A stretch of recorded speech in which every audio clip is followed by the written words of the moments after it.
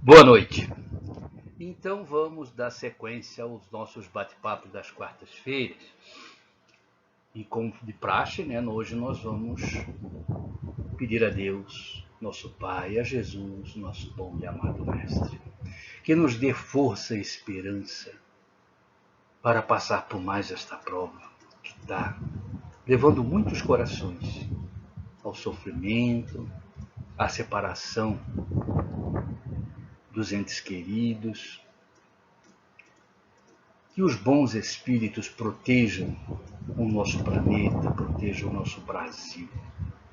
E a paz do Mestre faça morada em nosso coração, que possamos ser solidários nesse momento de dor, de agonia, em que a espiritualidade nos faculta a faculdade da mediunidade para que possamos auxiliar aqueles nossos irmãos que estão passando por tudo isso nesse momento tão triste, mas necessário na nossa evolução.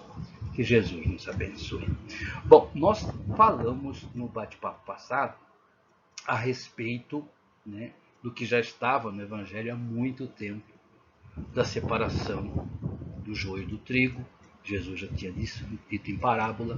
Ele disse sobre quando chegar os tempos, separarão a sua direita e a sua esquerda, E isso ficou bem claro no nosso bate-papo da semana passada, que muitos espíritos, inclusive corações queridos nossos, talvez nós também, nós não sabemos, Talvez façamos parte desse grande séquito de almas que vão precisar de uma escola diferente dessa que nós tivemos até agora, Então, no Evangelho ele foi claro que separará à sua esquerda aqueles que ainda não acostumaram com a ideia da fraternidade, do auxílio, das bem-aventuranças, enfim.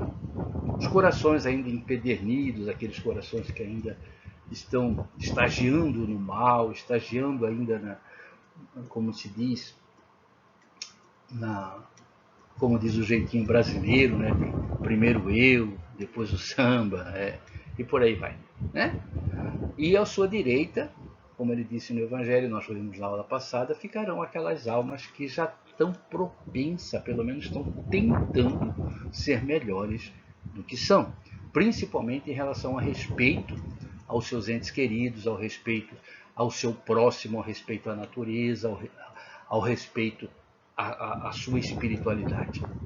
Então vamos dar sequência ao nosso bate-papo, e aí vem uma próxima pergunta que diz o seguinte: supondo que esses seres se convertam na hora derradeira do seu afastamento da Terra, porventura Deus não os perdoará? Interessante a pergunta, E o Ramatiz nos responde: não alimenteis as falsas ilusões que as religiões criaram a esse respeito. Dentro da doutrina espírita a gente sempre fala isso. Aquela colocação de que durante 40, 50, 60 anos eu levei uma vida desregrada, largado, aí de repente eu pego uma Bíblia, um Evangelho, ponho debaixo do braço, entro numa escola religiosa e a partir dali eu estou salvo. A partir dali, e o para trás, como é que fica? Deus esqueceu? A lei de causa e efeito foi jogada no lixo? Não. Então algumas escolas religiosas, tem hora, elas têm esse pequeno equívoco em dizer, a partir daqui a sua caminhada é outra, mas para trás, os erros de passado terão que ser reparados. Então o Ramatiz foi bem claro: não alimenteis as falsas ilusões que as religiões criaram a esse respeito. O perdão exige uma premissa, que é a ofensa. É óbvio. Só perdoa quem se sente ofendido. Ninguém pode perdoar sem ter aceito ou considerado a ofensa correspondente. Isso é óbvio, É aquela coisa, vamos passar pelo crivo da razão e do bom senso para analisar, é uma coisa óbvia. Se eu não estou ofendido, se eu não estou me... Por que eu tenho que perdoar o quê? Eu não me ofendi, não é verdade? E ele continua na resposta: portanto, para que Deus perdoe, é necessário conceber-se que antes disso se sentisse ofendido. Uma vez que Deus não se ofende, pois é absoluto criador incriado, não precisa perdoar. Ele é a lei suprema, cujo objetivo se revela na consecução da felicidade do espírito. Meu Deus do céu, que coisa complicada, mas é sensato. Se ele não se ofende, pois é absoluto, ele não tem o que perdoar. Então a pergunta, se porventura eu me arrepender na hora derradeira, Deus vai me perdoar? Ele não vai se ofender, não está ofendido, porque uma das suas características é ser onisciente, né? A onisciência lhe dá toda essa trajetória da alma, desde a sua criação até o seu final. Então ele já sabia de antemão tudo o que ia acontecer, o que está acontecendo. Os seus prepostos que têm acesso a essa informação também. Então não tem por que ele perdoar nem se sentir ofendido. Ele sabe os filhos que tem. Portanto, né, meus irmãos queridos, olha só, mas eu vou pedir perdão para Deus. A gente tem que pedir perdão para nós mesmos pelas, muitas vezes, oportunidades que jogamos fora através do mau uso do nosso livre-arbítrio. Infelizmente, né? Mas vamos continuar? Demais, o perdão à última hora, como já explicamos, não modifica o conteúdo íntimo da alma, a qual necessita reeducar-se para se harmonizar com as esferas de vibração mais pura. Vejam bem, o perdão, como já explicamos, não modifica o conteúdo íntimo da alma. Como que nós vamos entender isso aí? Vamos imaginar uma pessoa que vive à margem da lei dos homens. Vive praticando coisa errada. Um dia as nossas autoridades o capturam. Ele é preso. Aí ele chega na frente do delegado e fala: doutor, eu me arrependi, sinto muito, eu não vou fazer mais isso. Resolve? Não. Por quê? Porque precisa de uma modificação no íntimo daquela criatura. Quem acostumou a roubar, quem acostumou a matar, não é porque ele foi preso que a partir dali ele não vai fazer mais. Precisa se reeducar para se harmonizar primeiramente com ele, depois com as esferas de vibrações mais puras. Ou seja, aí nós colocamos aqui, o jeitinho brasileiro não vai funcionar. Por que não vai funcionar? Porque o brasileiro tem aquele costume de, na última hora, ele dá aquele jeitinho, ajeita aqui, arruma ali, pá. E passa. Só que, nesse caso aqui, não vai funcionar. Por quê? Nós precisamos modificar o íntimo da nossa alma. Nós estávamos lendo uma matéria hoje, inclusive, uma mensagem de um espírito que diz o seguinte: a vacina pouco vai adiantar nessa pandemia para os corações que não se modificaram. Pouco efeito vai ter, ou quase nenhum. Porque a vacina ela tem que começar de dentro para fora. Tem que vacinar primeiramente o espírito, para depois vacinar o corpo. E será que nosso espírito já está vacinado? Nosso espírito já está entendendo a fraternidade, já está entendendo que nós precisamos um dos outros, que nós precisamos nos auxiliar, que nós precisamos viver em comunidade, auxiliando os mais necessitados? Se o nosso espírito não compreendeu isso, o nosso espírito está naquela do primeiro eu, como é que diz o ditado, né? Se farinha pouca, meu pirão primeiro. Nós estamos vendo aí. As autoridades estão pedindo, por favor, não façam aglomeração. O que nossos jovens fazem? A maioria aí está fazendo. Se reúnem em grupos escondidinhos para fazer festa. Né? Isso não é só em Dourados, não. Isso é no Brasil todo. Quiçá fora do Brasil. Né? Tivemos informações que até o brasileiro de Ponta Porã vai para o Paraguai fazer as aglomerações. Ah, mas eles são jovens, são fortes, são não sei o que. Tá, mas eles são portadores também, disseminadores também da doença e pode levar para casa, para os corações queridos que ali estão, seus avós, seus pais. E isso faça com que sature o sistema público de saúde, como já está saturado, e todo mundo sai perdendo. Então, não entendeu a lei da fraternidade, ou seja, não se vacinou por dentro. Então, se não houver essa modificação, não adianta pedir perdão na hora derradeira. Vamos continuar? Outra pergunta. Afirmou-nos o irmão que a separação na hora do juízo final ativará a ascensão espiritual dos dois grupos. Vamos prestar bem atenção nisso aqui. Ó. Ativará a ascensão espiritual dos dois grupos, os que vão ficar à esquerda e os que vão ficar à direita. Tá? Como se dará essa ascensão entre os que foram afastados para as regiões infernais? Essas regiões infernais ficou meio pesado, mas vamos substituir por regiões mais densas, né? Fica melhor. Mesmo porque nós não acreditamos em inferno, né? E o Ramatiz nos responde. Jesus afirmou que os da sua esquerda seriam degradados para regiões onde só há o ranger dos dentes.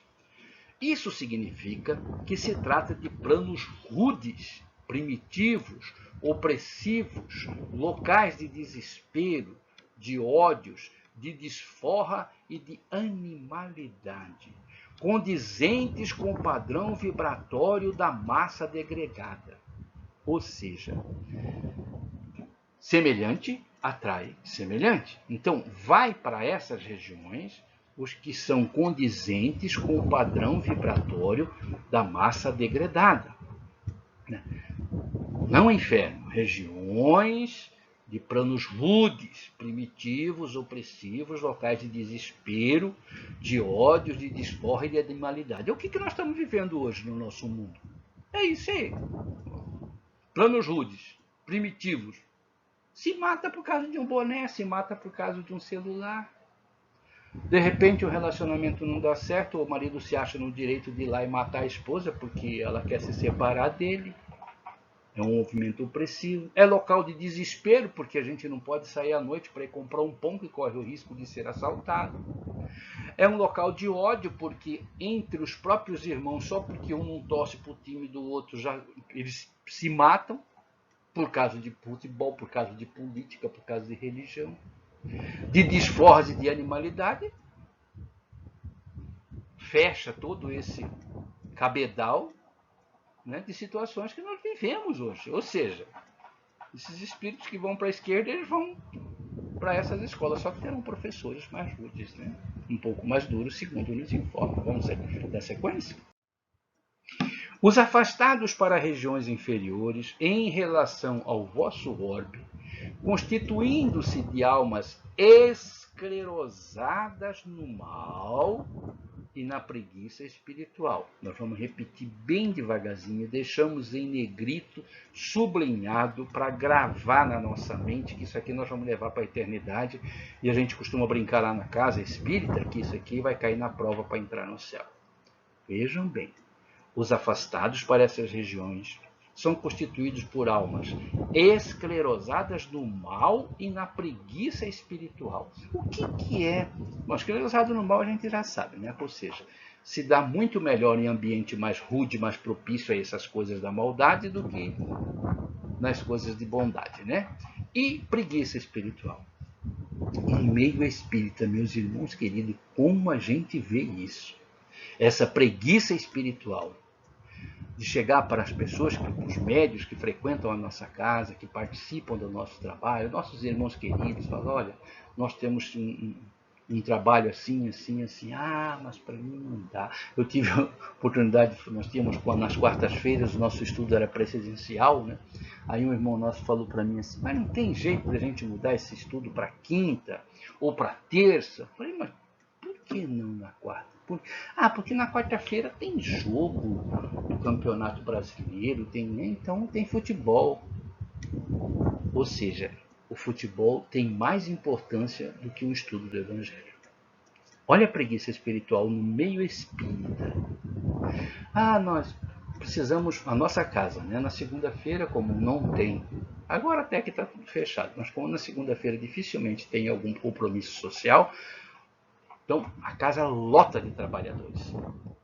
tem mais trabalhadores do que assistidos.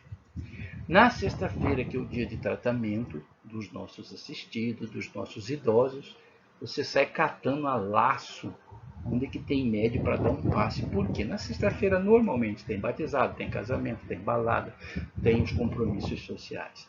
Aí a preguiça espiritual, que vai justamente contra aquela parte do Evangelho que diz: buscai primeiro o reino de Deus e a sua justiça, e tudo mais vos será acrescentado. Nós esquecemos disso. Nós só nos lembramos disso nesses momentos que nem estamos passando agora. Ai, onde é que está meu anjo guardião? Onde é que está meu mentor espiritual para me livrar? Ele está fazendo outros trabalhos de auxílio e deixou você com a sua preguiça espiritual aí. Infelizmente, eu tenho que dizer isso. Né? Então vamos continuar na resposta. São almas esclerosadas no mal e na preguiça espiritual. Daninhas as coletividades pacíficas, porque essas almas elas não acrescentam nada nas coletividades pacíficas. Pelo contrário, elas só atrapalham.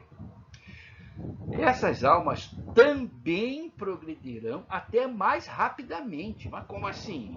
É um contrassenso? Não. Por que elas progredirão até mais rapidamente?